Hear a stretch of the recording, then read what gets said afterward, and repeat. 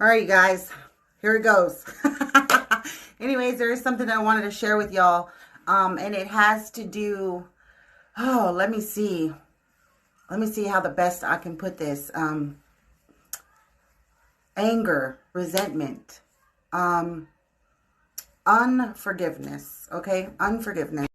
Okay, so when a traumatic event happens in your life, like let's just use that as this as an example because I have personally gone through it, which is to be cheated on by your partner. Okay, so in this traumatic event, it is very traumatizing when somebody you love is unfaithful to you, dishonest, and disloyal. Okay, and in this, a lot of people, they're hurt and their heart is hurt. And so they have all this anger inside of them for what this person did to them. And they hold it, and a lot of people harbor it and they suppress it. Okay, instead of dealing with the pain of the trauma, of the event that just occurred in their lives, they go back to work and they push harder. They stay busier and they don't allow themselves to feel their feelings. And so in this, a lot of people hold it there. They hold resentment and they have a hard time forgiving those people. See, but what they don't realize when they're suppressing, what we don't realize sometimes is when we're suppressing our feelings, especially feelings of heartbreak, okay? When you suppress that, you're literally, and you don't release it in a healthy way and work through it and basically heal your heart because it was just broken, you build walls around it, okay? You build walls around your heart. And when you do this, you can't receive love the way that love was intended to be received. And you can't give love the way that love was intended to be given. And this goes for not just your partners in the future, you guys.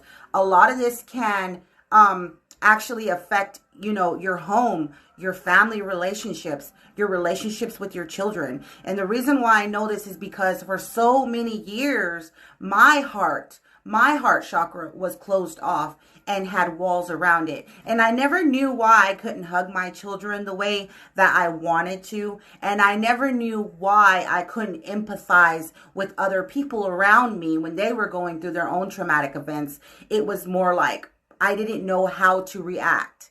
Like I would just, I don't know how, I had no emotion. Okay. So this is something that I've learned in forgiveness. So it is very hard for people who have been hurt a lot in their lives to forgive other people because they're like, I'm just done. I just don't want to deal with it. And that is right. You don't want to deal with that type of stuff.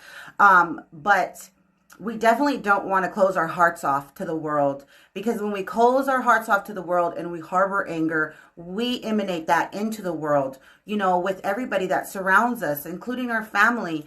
And, it builds aggression and it builds so much more pain. It's like it just builds instead of releases. Okay. And it just gets harder and the walls just get darker and, it's really hard to tear those down once you have built them up. And so what I work on, even through traumatic events that have happened recently, which is I forgive, I feel my feelings when I need to feel them right away. I put myself in a safe place and I feel my feelings and I don't suppress them and I don't hide them from myself. I embrace them. I embrace my anger that I'm feeling for what was afflicted upon me. And I embrace my sadness because I literally have to grieve the loss of that friendship or that companionship or whatever it is. And then I have to forgive, because without forgiveness, you're still building those walls. And when I say forgiveness, it does not mean that you place yourself back in a toxic situation.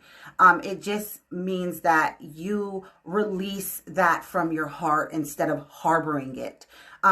Forgiveness is not for the other person. Forgiveness is for yourself, because if you hold that resentment, you're hardening your heart. And I just want to share that with whoever it's meant for. Just release it. Feel your feelings. It's okay to be mad, and it's okay to be sad and grieve the loss of that person in your life.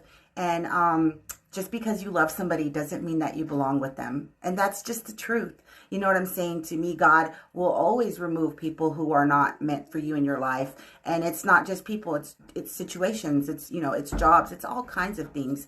So I hope this reached whoever it was meant for, and thank you so much for taking time to listen to me. I love you.